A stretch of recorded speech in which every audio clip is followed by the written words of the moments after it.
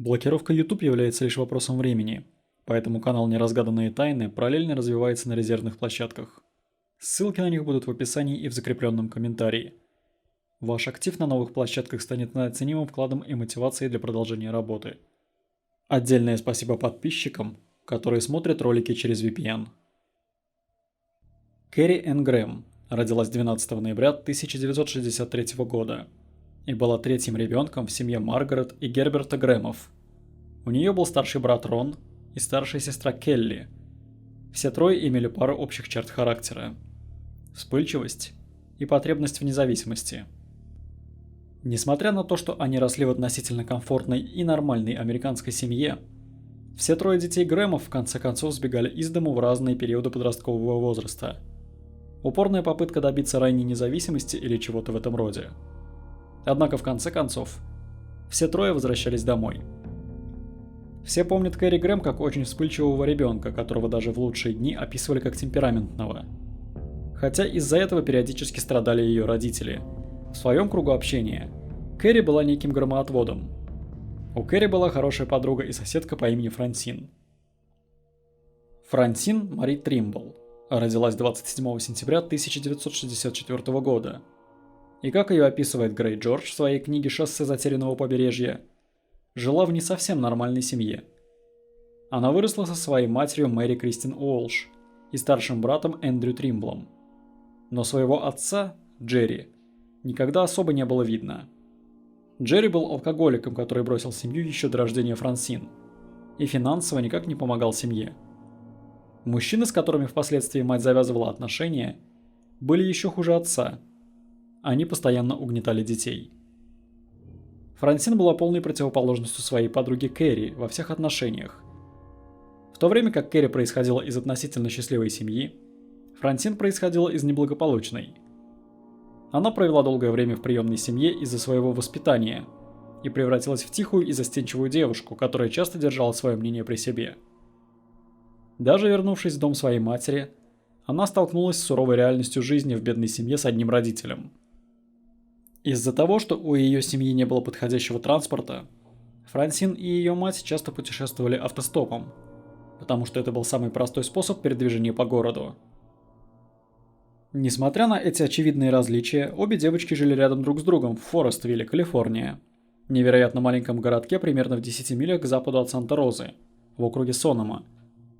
Девочки были соседками и быстро подружились, несмотря на небольшую разницу в возрасте. Кэрри была примерно на год старше Франсин. По некоторым данным, к 1978 году они стали неразлучны и часто сопровождали друг друга вне школы, например, когда ходили в торговый центр или в гости друг к другу.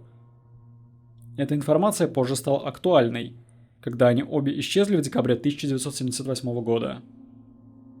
Это четвертая серия, посвященная убийствам автостопщиц в Санта-Розе. Ссылки на предыдущие серии доступны в описании. Заключительная пятая серия выйдет совсем скоро. Поэтому, чтобы не пропустить ее, не забудьте подписаться на канал и нажать на колокольчик. Также в развитии канала очень поможет ваш лайк под видео и комментарий по поводу расследования. В начале 1970-х волна убийств и исчезновений захлестнула район Санта-Роза, штат Калифорния. Город среднего размера в преимущественно сельском округе Сонома, примерно в часе езды к северу от залива Сан-Франциско. Жертвами этих преступлений были молодые женщины-автостопщицы, подростки и девушки, которые пытались поймать попутку поблизости от Санта-Розы. С каждым разом убийства становились все более жестокими и изощренными, а тела девушек все время сбрасывались с дорог. Хотя многие ныне живущие местные жители мало что помнят об убийствах, эта история была главной темой в Санта-Розе на протяжении 1972 и 1973 годов, и в конечном итоге была связана с чередой подобных убийств в окрестностях. Согласно секретному отчету ФБР, выпущенному в 1975 году, эти убийства, которые произошли в одинаковые временные рамки 1973 и 1974 годов, простирались на север до округа Юба, к северу от Сакрамента, и на юг до округа Монтерей, к югу от Сан-Франциско, и в конечном итоге были связаны с преступлениями в Санта-Розе. Но обе серии преступлений заканчивались так же внезапно, как и начинались. Предполагаемый серийный убийца либо начинал скучать, либо полностью переходил к чему-то другому, если это был один убийца. На сегодняшний день даже следователи, ведущие это дело, продолжают сомневаться, было ли это делом рук одного преступника, группы или совершенно не связанных между собой убийц, действовавших в одном и том же районе. Однако через несколько лет после того, как обе серии преступлений прекратились, летом 1979 года жуткие истории вновь всплыли в общественном сознании, когда была сделана пара ужасных открытий. Одно из них было сделано точно там же, где 5 лет назад произошло аналогичное преступление. В течение первой недели июля 1979 года некоторые публикации сообщают о пятнице 6 июля, а другие сообщают о понедельнике 2 июля. Были обнаружены скелетированные останки молодой женщины в долине Ринкон, северо-восточном пригороде Санта-Розы. В качестве предзнаменования того, что это могло быть связано с убийствами автостопщиц в Санта-Розе, которые, казалось бы, подошли к концу 6 годами ранее, сообщалось, что это открытие было сделано недалеко от Калистога-Роуд, не слишком далеко от того места, где в декабре 1972 года было найдено тело Лори Ли Курси. Фактически, это открытие было сделано всего в нескольких сотнях футов от того места, где ее тело было найдено несколько лет назад. По данным Сан-Франциско Экзаменер, останки этой молодой женщины были обнаружены туристом, который первым заметил череп, руку и ногу, торчащие из насыпи ила вдоль русла ручья. Позже полиция заявит, что жертву оставили в неглубокой могиле, сбросив с крутого оврага, расположенного вдоль водоема. Когда полицейские прибыли на место происшествия и начали изнурительный процесс раскапывания тела жертвы, они были потрясены, обнаружив, что она была связана так же, как и Тереза Уолш, которая, если вы помните, из второй серии была найдена мертвой в декабре 1973 года, рядом с Марк Вест-Крик. Однако перед смертью она была связана сложным и садистским способом, который медленно душил ее до смерти. Ее руки были вытянуты вперед и связаны, а ее ноги были стянуты веревкой, которая также была обернута вокруг шеи. Это потребовало от Терезы выгнуть все тело, чтобы избежать удушья. В конце концов, силы девушки все же закончились, и она задохнулась. Ни один человек не способен выдержать такой нагрузки в течение длительного времени. Ранее сообщалось, что новая жертва убийства была связана аналогичным способом, найденными остатками веревочной петли, через которую торчали кости лодыжки жертвы. Веревка растягивала спину жертвы, оборачивалась вокруг второго и третьего шейных позвонков 4 раза. Это указывало на то, что эта жертва страдала от такого же садистского связывания, что и Тереза Уолш, которая, по словам помощника шерифа округа Сонома, Джона Салли, выглядела так, как будто тело свернули в кольцо. Из-за этого считалось, что жертва была связана задолго до смерти и, возможно, была брошена в этом месте еще живой, не в силах освободиться от сложного метода связывания, использованного убийцей. Полиция обнаружила, что в качестве веревки, используемой для связывания жертвы, использовался шнур для жалюзи. Тот же тип, который используется для подвешивания жалюзи на окнах, который обычно можно найти в скобяных и мебельных магазинах. Также сообщалось, что следователи обнаружили скользящий узел на шнуре, которым связывали жертву. С тканью шнура были смешаны волокна ткани, которые указывали на то, что жертву несли в сумке, либо спортивной, либо в мешке для белья, перед тем, как ее бросили в месте обнаружения тела. Поскольку эта сумка пропала с места происшествия, предполагалось, что убийца, вероятно, избавился от нее в другом месте после того, как выбросил тело жертвы. К сожалению, хотя следователи смогли быстро разработать теории об этой жертве и о том, как она умерла, они не смогли официально определить причину ее смерти из-за скелетированного состояния ее останков. Поскольку с момента ее смерти прошло так много времени, официальные лица не смогли окончательно определить, как она умерла. Но в дальнейшем следователи будут действовать, исходя из предположения, что она стала жертвой убийства, в частности, жертвой удушения из-за сходства с убийствами автостопщиц в Санта-Розе. Во время интервью помощник шерифа округа Сонома Джон Салли заявил, что все на данный момент указывает на то, что последняя находка была связана с предыдущими убийствами, совершенными ранее.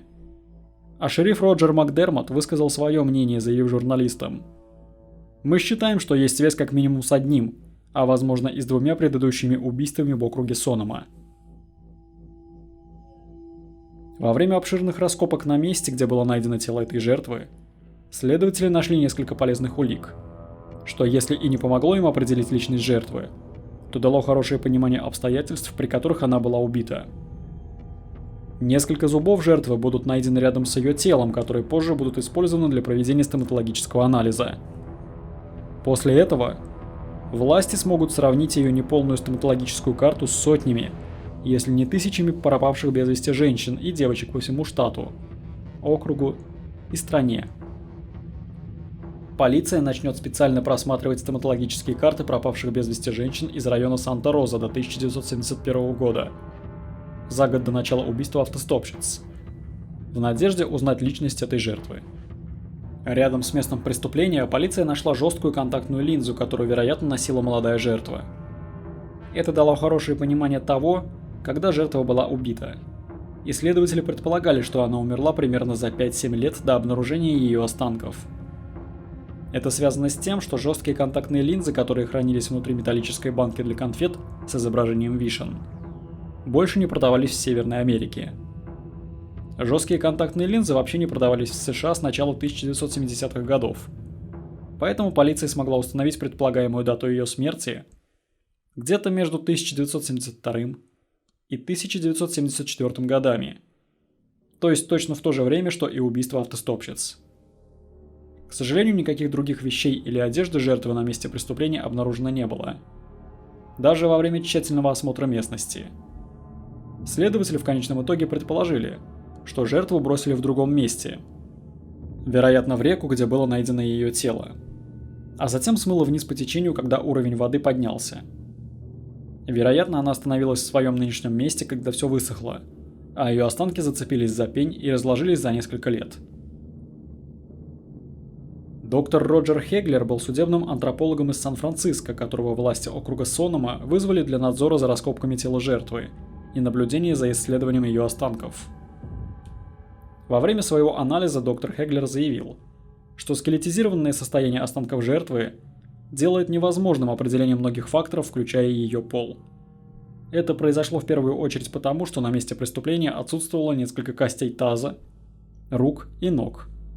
Вероятно, они были унесены животными-падальщиками в течение нескольких месяцев после захоронения тела. Властям было труднее определить некоторые подробности о жертве.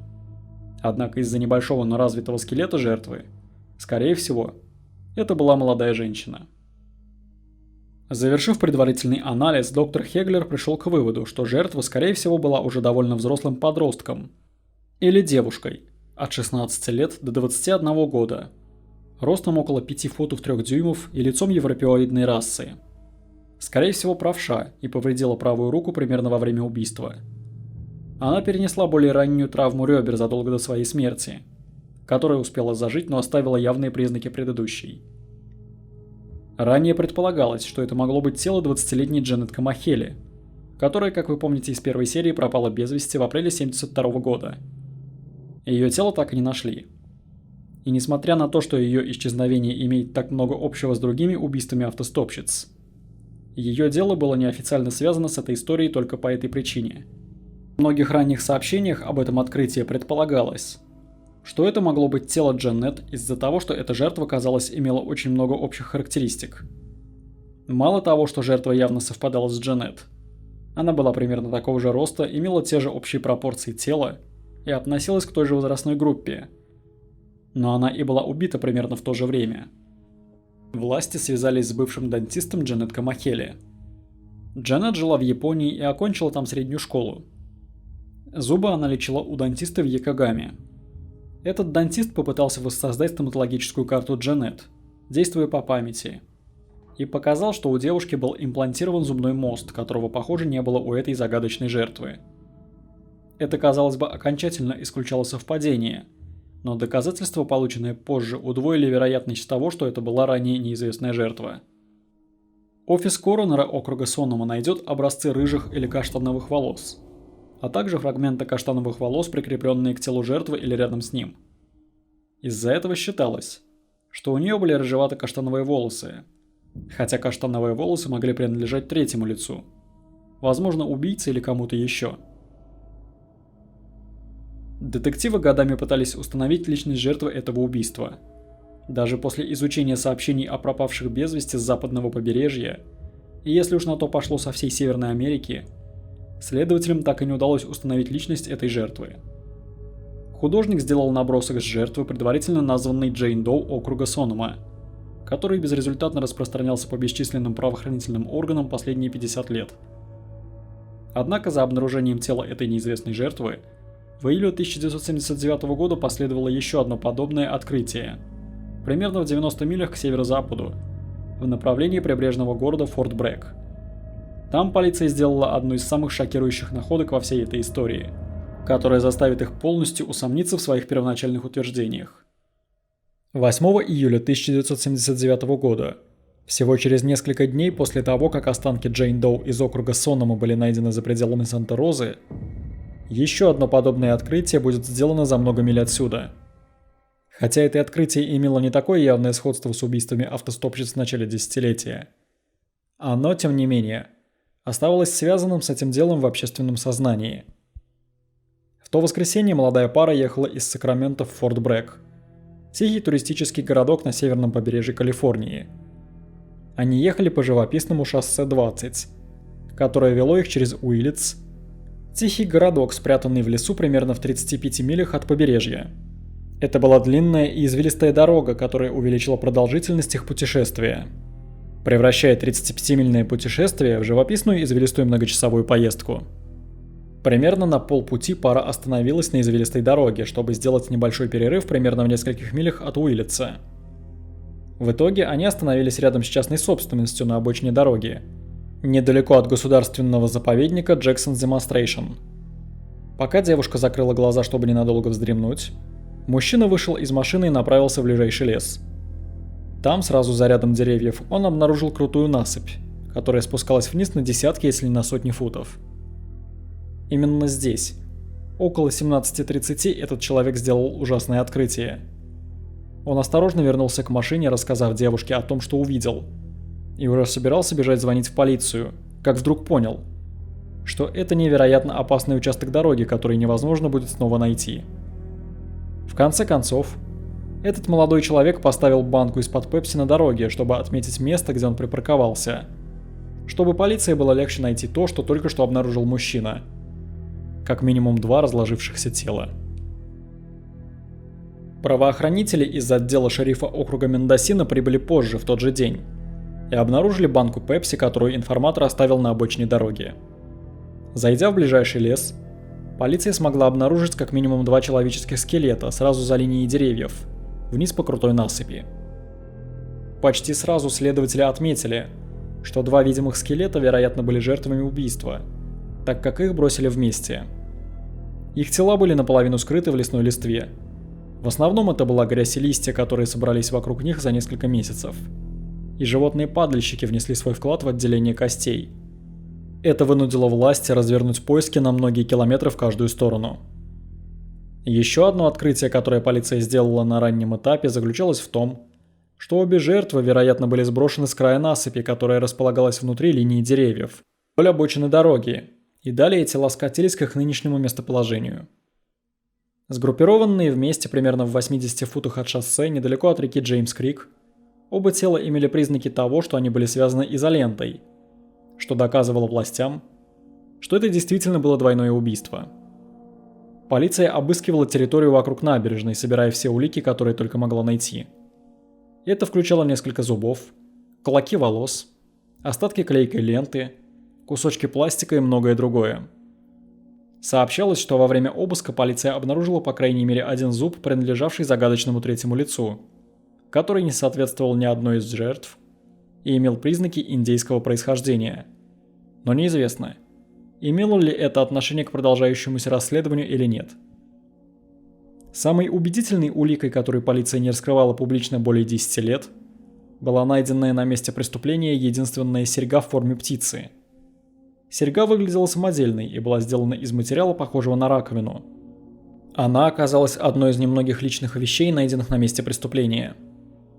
При этом не было найдено ни одежды, ни других личных вещей жертв. Несмотря на то, что скелетированные останки этих двух тел были найдены и собраны вместе из различных костей, обнаруженных в этом регионе, полиция, к сожалению, не смогла ничего о них узнать. Хотя тела были маленькими, определенно недостаточно развитыми, чтобы быть взрослыми, они также были немного крупнее детей, поэтому их считали подростками.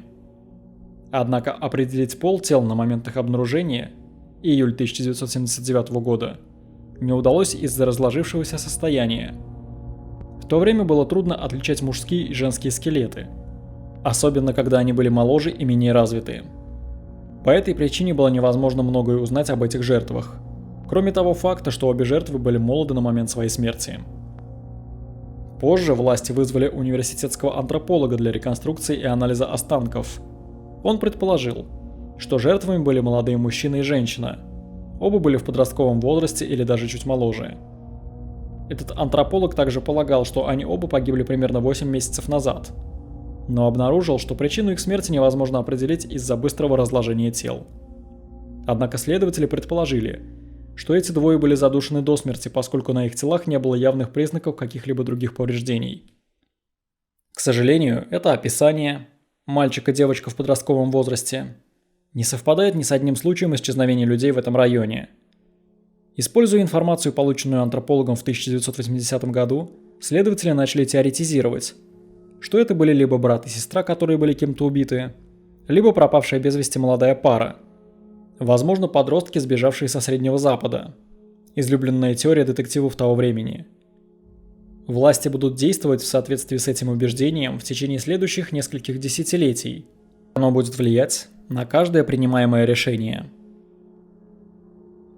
В течение следующих нескольких лет были предприняты попытки сопоставить неизвестных жертв убийств с их настоящими именами. При этом полиция округа Мендосино обратилась к властям других округов и штатов в надежде, что чьи-то близкие добиваются раскрытия их дел. Однако из-за анализа полиция посчитала, что это пропавшие мальчик и девочка. Любые другие возможности были почти немедленно исключены. ФБР взялось за это дело только в 1985 году, надеясь проследить за возобновлением усилий по идентификации. Однако они также не смогли добиться каких-либо успехов в выяснении настоящих имен жертв, поскольку дело застопорилось. Не только в рабочих версиях, но и в СМИ. Информация о деле почти полностью пропала из СМИ к 1990 годам. Полиция получит несколько зацепок в течение следующих 2 десятилетий, в том числе одну от местной женщины из округа Сонома, которая утверждала, что серьга, найденная у 2 жертв, принадлежала ее младшей сестре. Эта сестра пропала без вести со своей подругой более чем за 10 лет до этого, примерно за 9 месяцев до обнаружения тел за пределами Уиллитса. Эта версия, однако, была отвергнута полицией, которая настаивала на том, что 2 жертвами были именно мальчик и девочка, а не 2 девочки, как предполагали некоторые. В 2000 году заключенный из Нью-Джерси признался в убийстве 2 неизвестных жертв, хотя анализ этого признания доказал, что оно было ложным. Мало того, что этот человек никогда не покидал штат Нью-Джерси, ему в то время вообще было бы 12 лет. Это делало свое признание, если не невозможным, то по крайней мере маловероятным. В том же году, подстрекаемый ложным признанием этого заключенного, судебный стоматолог по имени Джим Вуд исследовал зубы жертв и начал подвергать сомнению их родство друг с другом. Это определенно не были брат и сестра, как предполагали несколько полицейских на протяжении многих лет. После этого прошло более 10 лет, а в деле не произошло даже незначительных изменений. Только в 2011 году это дело начало продуктивно продвигаться вперед. В первую очередь, благодаря документальному фильму BBC. В том же году по BBC был показан документальный фильм о 2 неопознанных жертвах убийства, найденных вдоль шоссе 20. И его просмотрела та женщина, которая несколько десятилетий назад звонила в полицию. Пропавшая сестра этой женщины, которая все еще жила в этом районе, так и не была найдена почти 4 десятилетия спустя. После просмотра документального фильма эта женщина еще больше поверила в это. Хотя ее первоначальная попытка передать эту информацию была отвергнута полицейскими органами, ведающими делом. И вот теперь, спустя более 30 лет после исчезновения ее сестры и подруги, эта женщина снова обратилась к следователям, инициировав кропотливый процесс, который в конечном итоге вернул каждой из этих жертв убийств их имена. Многие считают, что Кэрри Грэм и Франсин Тримбл – это две девушки, чьи истории были озвучены в предисловии к данному эпизоду, пропали без вести 16 декабря 1978 года, в субботу. Они планировали провести время в торговом центре Кодин Таун Молл в соседней Санта-Розе, который, стоит отметить, находится недалеко от Снупи Home Ice, где, если вы помните, Марин Стерлинг и Ивонна Вебер находились до своего исчезновения в 1972 году. Сообщается, что Кэрри сказала своей матери, что уезжает, и направляется навестить Франсин в доме Тримблов, прежде чем отправиться в торговый центр. В то время в доме семьи Франсин больше никого не было, но считалось, что Кэрри прибыла незадолго до того, как две девочки ушли в ближайший торговый центр, вероятно, пытаясь добраться туда автостопом. Семья позже заявит, что две девушки намеревались вернуться позже днем или ночью, потому что косметика, которую они использовали перед отъездом, отсутствовала, как будто они собирались использовать ее снова в тот вечер. Однако по прошествии нескольких часов девочки не вернулись ни в один из своих домов, и, по-видимому, не предприняли никаких усилий, чтобы связаться с родителями, чтобы сообщить им об их текущем местонахождении. Хотя для Кэрри не было ничего необычного в том, чтобы исчезнуть на день или два, для Франсин это было невероятно странно. Ее мать Мэри попыталась подать заявление о пропаже без вести в офис шерифа округа Сонома, но в ходе многочисленных телефонных звонков ей сказали, что Франсин, скорее всего, просто остановилась у друзей и скоро сама вернется. Спустя годы офис шерифа округа Сонома признал, что было подано заявление о пропаже без вести, но они так и не предоставили его копию общественности, сославшись на нераскрытый характер дела.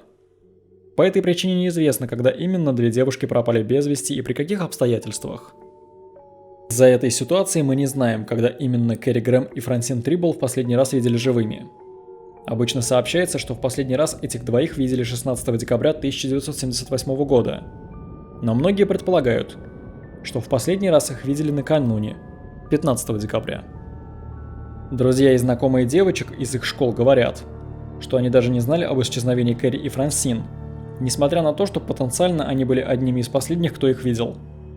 Многочисленные одноклассники Кэрри говорят, что в последний раз они видели девочек в средней школе Эль-Малина в Форествилле утром 15 декабря. Сообщается, что две девочки тусовались на парковке со своими друзьями, курили сигареты и планировали пропустить школу в тот день, чтобы поехать автостопом на вечеринку в Санта-Розе. Подтверждением этому было присутствие Франсин, которой в то время было всего 14 лет, и она все еще училась в средней школе. Так что ее простое присутствие в старшей школе было признаком того, что две девочки выполнили свой план. Несмотря на то, что уже почти 40 лет известно, что две девушки планировали поехать автостопом на вечеринку в Санта-Розу, их друзья и знакомые даже не были допрошены властями после их исчезновения. Эйлин Гетц была одноклассницей Кэрри, которая в 2016 году рассказала газете Press Democrat, заявляя: «Они пришли в школу. Они не заходили внутрь. Это был последний раз, когда мы их видели. Интересно, а с кем эти девочки встретились? Больше всего меня волнует то, что нас по этому поводу так никто и не опросил». Другой одноклассник позже сказал Эйлин, что в последний раз они видели Кэрри и Франсин на местной заправочной станции «Шеврон», которая была известна как место в регионе, где люди часто ловили попутки. Как и многие подростки, пропавшие без вести в то время, полиция почти сразу предположила, что Кэрри Грэм и Франсин Тримбл сбежали. По этой причине при их поисках было приложено минимум усилий, а их исчезновение почти не освещалось в местной прессе. Ни газетных репортажей, ни радионовостей. Ничего. В то время как полиция продолжала утверждать, что эти двое, вероятно, сбежали с друзьями и вернутся со дня на день, семьи двух девушек считали, что их похитили. Они не знали, кем и по какой причине, но пришли к выводу, что ни одежда, ни личные вещи девочек не пропали из дому. Если бы девушки собирались бежать, они бы взяли с собой свои вещи. По крайней мере, немного одежды на первое время. Но в данном случае ничего не было взято. Даже кольцо, которое Франсин ценила превыше всего, и антибиотики Кэрри, которые ей прописали после удаления аппендикса всего за несколько недель до этого. Только в 2015 году, почти через 40 лет после исчезновения девочек, полиция наконец смогла связать тела, найденные за пределом Уиллитса, с Кэрри Грэм и Франсин Тримбл. Обе девочки все время считались пропавшими без вести. Несмотря на то, что эти тела были найдены всего в 80 милях от того места, где их видели в последний раз. На такое расстояние они смогли бы отъехать всего за пару часов. Несмотря на это, полиция настаивала на том, что два скелета, обнаруженные за пределами Уиллица, принадлежали парню и девушке, а не двум девушкам, на чем годами настаивала Келли Грэм, старшая сестра Керри. Многие задавались вопросом, как могли пройти десятилетия, а полиция так и не связала дела о пропавших подростках с двумя телами, обнаруженными всего в нескольких милях вниз по дороге год спустя. И эти вопросы продолжают звучать. Выступая в 2016 году, шериф округа Мендикони Том Олман заявил: «Я и сам не знаю, почему в 80-м году останки были классифицированы как найденные останки мужчины и женщины, которым было примерно по 14 лет». Этот ответ не был большим утешением для близких Керри и Франсин, многие из которых погибли в последующие годы и умерли, так и не узнав, что случилось с пропавшими подростками. Но это было, по крайней мере, начало. Уилл Уолш, дядя Франсин Тримбл, говорил на пресс-конференции 2016 года: «Мы смирились с тем, что никогда не узнаем, почему они исчезли. Мы скучаем по Франсин и глубоко сожалеем, что у нее не было шанса на хорошую жизнь. Было бы замечательно, если бы однажды это дело было раскрыто. Из-за того, что на это расследование было потрачено время, две девочки пропали в 1978 году, а их тела не были идентифицированы до 2016 года. Большинство из улик были известны уже в 1979 году. По этой причине многие считают, что этот случай, возможно, связан с убийствами автостопщиц в Санта-Розе, несмотря на очевидные различия. Среди этих различий ни одно не выглядит более значительным, чем несоответствие во времени. Преступления в Санта-Розе начались в 1972 году, возможно, в 1971, но оказалось, что преступления оборвались в конце 1973 года. Однако преступления в окрестностях, которые были подробно описаны в третьей серии, продолжались в течение всего 1973 и 1974 годов. Полиция всегда предполагала, а отчет ФБР 1975 года это подтвердил, что загадочный убийца продолжал совершать преступления и в других областях, и в другие периоды времени. Это преступление, которое скорее всего произошло в 1978 году, расширило бы хронологию убийств автостопщиц как минимум на 4 года, что сделало бы его совершенно выдающимся в хронологии этой саги. Следователи не были уверены, сможет ли убийца прекратить убивать после совершения такого большого количества преступлений за столь короткий период времени. Но это согласуется с тем, что предполагали следователи. Этот убийца был терпелив и хитер, и готов был ждать, чтобы продолжить свою игру в кошки-мышки со следователями. Однако, если бы убийца собирался нанести новый удар, разве он не нанес бы удар ближе к дому? В конце концов, убийства автостопщиц произошли в Санта-Розе, и другие преступления, упомянутые в отчете ФБР, также были сосредоточены в районе Сан-Франциско. Была ли это попытка расширить географию и в очередной раз запутать следователей? Или это была аберрация, осуществленная по прихоти? Не зная характер убийцы, определить это наверняка было невозможно. Оба дела, которые были подробно описаны в этом выпуске, первое дело Джейн Доу в округе Сонома, которое было обнаружено в июле 1979 года, и второе, убийство Керри Грэм и Франсин Тримбл, остаются нераскрытыми по сей день.